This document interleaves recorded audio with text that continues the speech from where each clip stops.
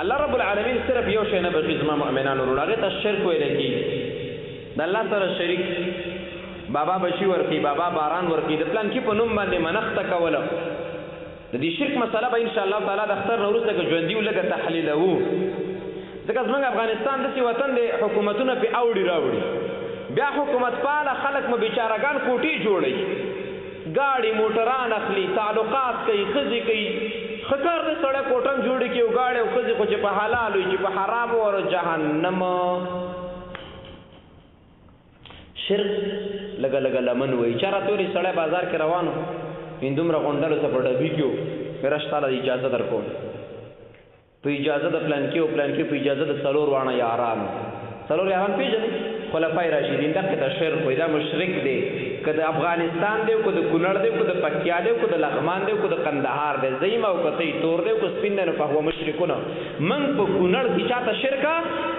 نه پرېږدو ګوره موږ دلته چاته بدعت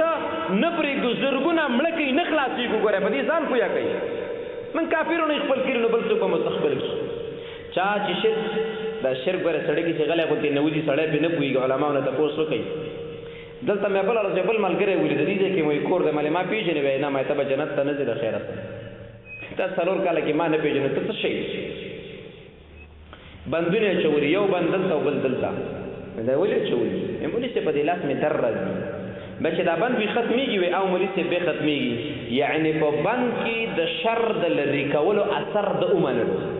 دا شرک دی او ته پرې نه یې پوهه او زه درته وایم درې که او تی بیا هم نه درې کې نو ته په پیرونۍ کې مشرک یې کم عالم زما دې خبرې ته جواب کوي اوس هم تیار یم سبا هم تیار لس کاله بعد هم تیار او کوم یې خامخا چې خوله مې ماته کې بېل نو ورونو یو شی الله نه معاف کوي یو خوا دا شرک د دې کلمې لاندې کله کله سړي کېږي ګورئ الله رب العالمین فرمای ان الله لا یغفر ان یشرک به ویغفر ما دون ذلك لمن یشاء چا کې چې شرک وو او د شرک په حالت کې مړ شو داسې انسان ته الله ګناهونه نه معاف کوي ځکه هلته شرک موجود دی او د شرک نه غیر رب العالمین چې چا ته وغواړي هغه ته ګناه معاف کوي د دې وجه نه اهل علم ویلي شهید ته پردی مال معاف کېږي او که نه معاف کېږي نو بعضې اهل علم ویلي نه معاف کېږي احادیث د رسول الله صلی الله علیه وسلم راوړي دي او د جهاد علما وایي چې نه که ور ارادې د ورکولو وه کله کله سړی د قرض نه تښتي دلته یې په روجي کړي به بیمار ډېر شي تخته هغه نه معاف کېږي یقینا د کافر دا زور او سلطۍ په ځان باندې بده وګڼله او د اسلام په ملاتړ په خاطر پاڅېد او جنګ یې کولو غوښته چې دا پیسې ورکړم خو موقع میلاو نه شوه نو ویغفر لمن یشاء ویغفر ما دون ذلک لمن یشاء ای مؤمنان ورونو تاسو الحمدلله کلمه ویلې ده مسلمانان وي داعیان لرئ چې تار واچي سم درته وایي درې کوې چې د قبر نه تاو شوي درې کا چې په قبر ګرځي وي مه ګرځه دا د دې علماو شکریه د رب العالمین شکریه اوله د رب العالمین نه وروسته په انسانیت کې د علماو شکریه ادا کړي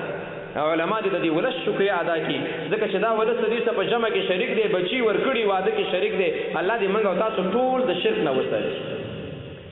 نو زما مؤمنه وروره شرک به نه کوو زما مؤمنې خورې شرک به نه کوو شرک یا پیره بابا را مدد شي د دې مشرانو ابیګان نه تپوس وکړي مخکې به دا وه بچي به نه بیا به زیارت لتلله دا کار خطا دی ګورې دا تارونه مرونه ما اچوئ